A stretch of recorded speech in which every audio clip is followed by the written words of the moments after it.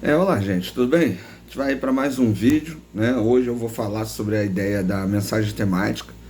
No último vídeo, né, que a gente mandou aí desse nosso mini curso, eu falei sobre a mensagem expositiva e a mensagem temática. O foco era mais a mensagem expositiva, mas eu usei uma comparação para você ter uma ideia. E hoje eu queria falar da mensagem temática, usando como exemplo uma mensagem temática, né? Eu vou mandar isso para vocês em PDF lá no grupo, e aí vocês vão ter acesso a esse texto, só para a gente ter aí também um exemplo desse tipo de mensagem.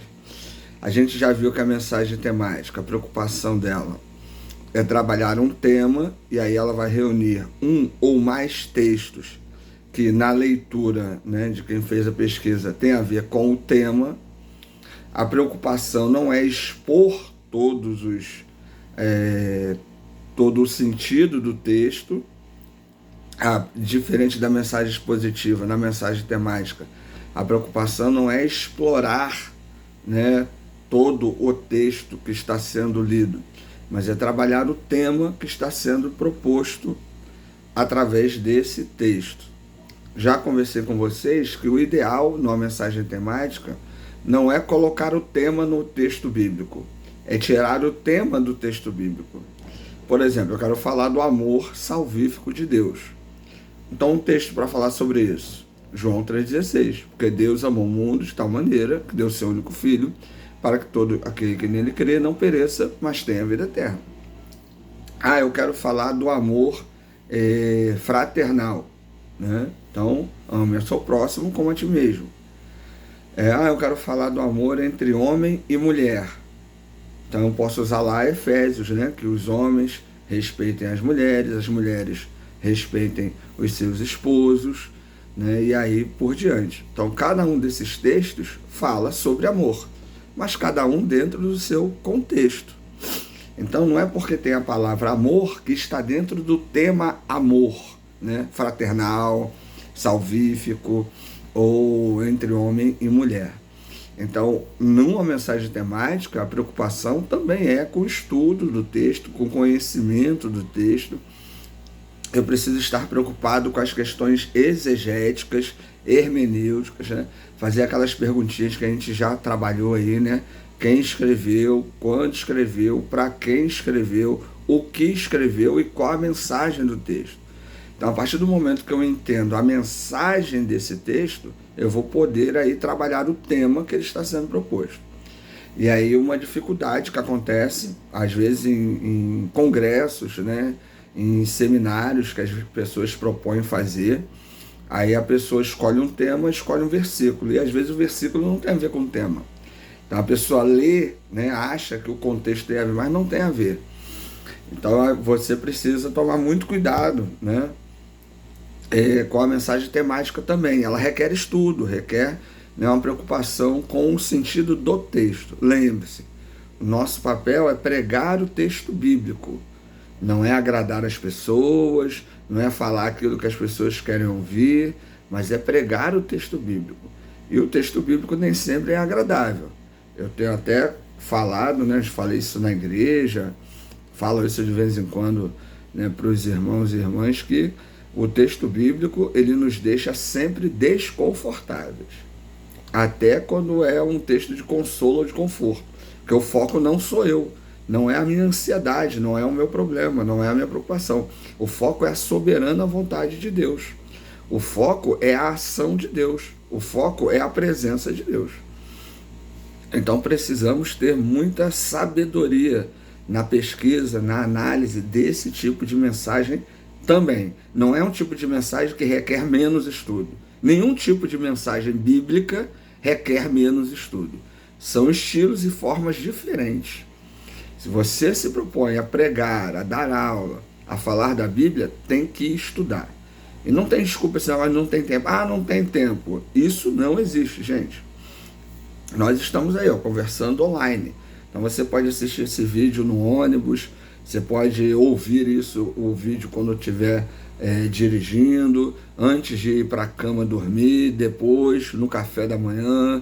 Você pode estar lendo livros, você pode estar buscando informação. A internet ela é uma ótima ferramenta para estudarmos a Bíblia. É claro que a gente precisa filtrar muita coisa, tem muita besteira, mas precisamos estudar se queremos pregar e ensinar a Bíblia. Então não é desculpa, Deus usa o que você tem. Se você não tiver nada, Deus não vai usar nada. Então tem muita gente aí que fala bem, que é carismático, mas não tem conteúdo nenhum. Então nós precisamos ter conteúdo ao expor o texto bíblico às pessoas que estão nos ouvindo, certo? Então eu vou ler aqui a mensagem, né, como exemplo aqui. Título, né? A humildade que transforma. Introdução. A humildade é uma virtude muitas vezes subestimada. Em um mundo que valoriza o sucesso e a autoconfiança, no entanto, a humildade é a chave para o verdadeiro crescimento pessoal e espiritual. No Novo Testamento encontramos ensinamentos que nos convidam a refletir sobre a importância de sermos humildes em nossas vidas. Vamos explorar um versículo que nos orienta nesse caminho. Então, olha, tem um tema, né? A partir do tema, uma introdução para a pessoa entender um pouco sobre o assunto que está sendo trabalhado. E aí o versículo. Qual é o versículo aqui escolhido? Lucas 14:11. Assim, aquele que se humilhar será exaltado. Explicação do versículo. Nesse versículo, Jesus nos ensina que a verdadeira exaltação não vem da busca por status ou reconhecimento, mas da disposição de nos humilharmos. A humildade nos coloca em uma posição de aprendizado e serviço, preparando-nos para receber as bênçãos que Deus tem para nós. Você vai reparar que aqui, né, teve uma explicação do texto, não se preocupou muito com as questões do grego, processo de formação, com as questões linguísticas, né? A preocupação aqui foi com uma ideia geral que o tema está sendo trabalhado. Então, na mensagem temática, a gente não vai expor, né, não vai explorar tanto as questões do processo formativo do texto, né, da linguagem, da língua original, das traduções, mas você vai tirar uma ideia que o tema está sendo trabalhado e proposto, certo? A princípio isso pode parecer que é menos trabalho, mas não. Isso para você entender a mensagem do texto, você tem que estudar o texto. Você tem que fazer uma boa pesquisa do texto. Tem muita gente aí que fala besteira em cima do texto. Quer ver um exemplo? Lá em Lucas 15:1 em diante, a gente tem 3 parábolas. A da ovelha perdida, a da moeda perdida e a do filho pródigo. Essas 3 parábolas, geralmente, elas são usadas para falar, né, a maioria das pessoas, para fazer uma mensagem evangelística. No entanto, o que essas 3 parábolas estão trabalhando é a questão da arrogância religiosa. Lucas 15, né, no verso 1 e 2, Jesus está falando lá com os pecadores, com os publicanos, né, aquelas pessoas que estavam à margem da sociedade naquele período. E os fariseus e mestres da lei estão questionando Jesus, né? Por que ele está falando com pecadores? Por que ele está falando com pessoas indignas? E aí Jesus vai citar essas 3 parábolas para falar da importância que todos têm e do valor do arrependimento. Que o arrependimento é tão mais valioso do que os rituais religiosos, do que a prática fria, oca da religião. Que era o que os fariseus estavam fazendo naquele momento, né? Aqueles religiosos ali, arrogantes, estavam fazendo naquele momento. Porque uma religião verdadeira, quando você pratica de verdade, né, você vai demonstrar amor, compaixão, misericórdia. Você não vai fazer separação de pessoas pela classe social, pela maneira como ela se veste e aí por diante. E aí essas 3 parábolas, Jesus vai bater nisso, na arrogância. Então, por exemplo, se eu fosse usar esse texto hoje, eu usaria para falar sobre a arrogância, né? Sobre o orgulho, para falar aquele pessoal da igreja que acha que é melhor que todo mundo, né? O pessoal que acha que pode agir, né, de maneira diferente ou ser tratado diferente porque é melhor do que as pessoas que estão ao seu redor pela sua condição financeira, pelo status, né, seja lá o que for, ou pela sua própria religiosidade, né? Então, esse texto é um combate ao orgulho, né, à soberba, à arrogância religiosa, e não necessariamente um texto evangelístico. Ricardo, mas eu já ouvi mensagem evangelística, foi bênção, pessoas se salvaram e tal.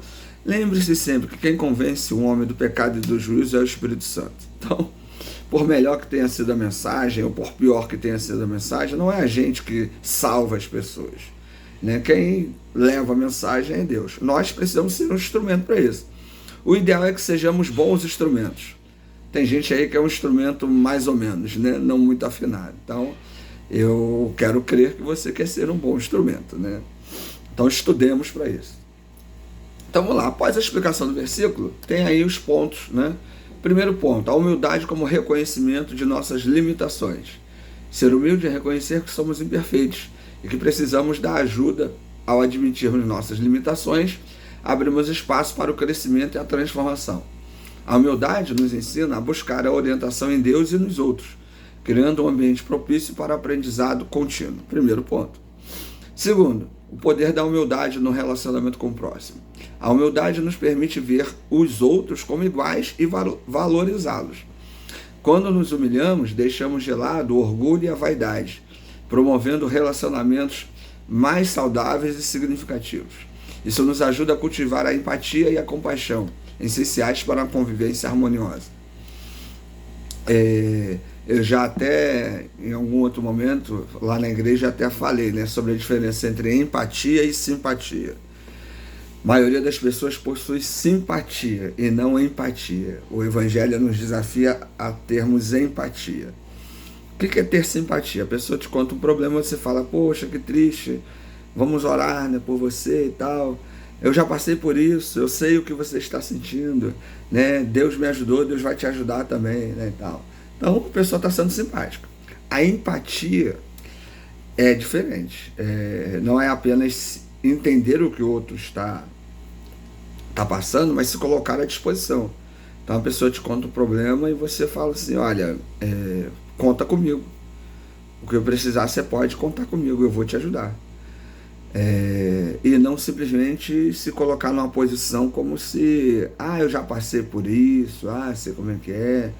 Até na igreja eu usei um exemplo, por exemplo, quando alguém te liga e diz assim, poxa, meu pai morreu, minha mãe morreu. A pessoa simpática vai dizer, poxa, meus pêsames, que Deus console, né, você, a família, meus sentimentos e tal. Isso é a palavra de uma pessoa simpática. Não estou dizendo que é errado ser simpático, só que o evangelho quer algo a mais da gente, sempre, né? Por isso que é tão desconfortante ler a Bíblia, porque a Bíblia sempre quer algo a mais. A pessoa que tem empatia, quando você liga para ela e fala assim, poxa, meu pai, minha mãe morreu, ela vai falar assim, tô indo aí. Não precisa, tô indo aí, daqui a pouco eu tô aí. 10 minutos eu tô na tua casa. Ponto. E aí vai passar o dia contigo. Vai no cartório contigo, vai ficar contigo, né? Mas a pessoa também está sofrendo, ela vai ficar contigo. A pessoa, esse sentimento de empatia leva a algo a mais, que eu acho que é sempre a proposta do Evangelho, que é desafiador. Estou dizendo que eu faço isso, mas sempre que eu leio o texto bíblico é constrangedor, que a gente percebe a nossa pequenez, né? E no caso aqui, esse tema da humildade é justamente entender isso, né? Então a mensagem temática, você vê que ela vai ligando os temas, né? Vai trabalhando ideias, né? Então, terceiro ponto, a humildade como caminho para a exaltação espiritual. Jesus nos promete que aqueles que se humilham serão exaltados. Essa exaltação não é necessariamente no sentido material, mas espiritual. Através da humildade, nos aproximamos de Deus e encontramos um propósito maior. A verdadeira grandeza é encontrada na servidão e no amor ao próximo. O que assim, já é um ato de humildade extremamente complicado, né? Porque servir e ajudar o outro é difícil. E uma coisa que eu costumo pensar, né, sempre, a gente ajuda não quem merece, mas quem precisa. Isso não é fácil. Conclusão. A humildade é uma escolha diária que transforma não apenas nossas vidas, mas também as vidas daqueles ao nosso redor. Que possamos refletir sobre nossas ações e atitudes, buscando sempre a humildade como guia. Hoje, faça um esforço consciente para praticar a humildade em suas interações. Pode ser ouvindo atentamente alguém que precisa desabafar, oferecendo ajuda sem esperar nada em troca, ou reconhecendo suas limitações. Lembre-se, a verdadeira grandeza vem de servir aos outros, com amor e respeito. Olha aí, né? É interessante que no mundo que a gente vive, nesse mundo de mídias sociais, até ajudar virou um ato de arrogância e de orgulho. As pessoas dizem assim, porque eu ajudo os outros, porque eu tenho um bom coração, porque eu empresto dinheiro, eu empresto a casa, eu empresto isso, eu faço isso, eu dou isso, né? E o texto bíblico vai dizer, né, que a mão esquerda não faça o que a mão direita que uma mão não vê o que a outra está fazendo, né? E na verdade isso acaba sendo vaidade. Então toda vez que você expõe que está ajudando, que está fazendo, isso é vaidade. Por isso, gente, que ler o texto bíblico é desafiador, porque há pecado até na nossa santidade, né? Orgulho em demasia é pecado. A gente precisa tomar muito cuidado. Por isso que a mensagem temática ela tem que ser bem trabalhada. Ela não é algo superficial. Então a gente precisa ler o texto, entender o texto, trabalhar bem o tema e para aí a gente passar bem a mensagem, tá certo? Eu vou mandar esse esboço para vocês, né? Você vai ver aqui, ó, tema, introdução, versículo, explicação do versículo, pontos, conclusão e um desafio no final. Então essa seria a estrutura de uma mensagem temática. É uma sugestão aí para você que está estudando, né, e procurando conhecer um pouco mais do texto. Tenta fazer um exercício, né, aí de uma mensagem, de um texto bíblico, leia um comentário, né, tenta entender. Lembre-se que assim, para uma boa mensagem mesmo, no mínimo aí umas 3 horas de estudo durante a semana, para você falar meia hora, 40 minutos na mensagem, né?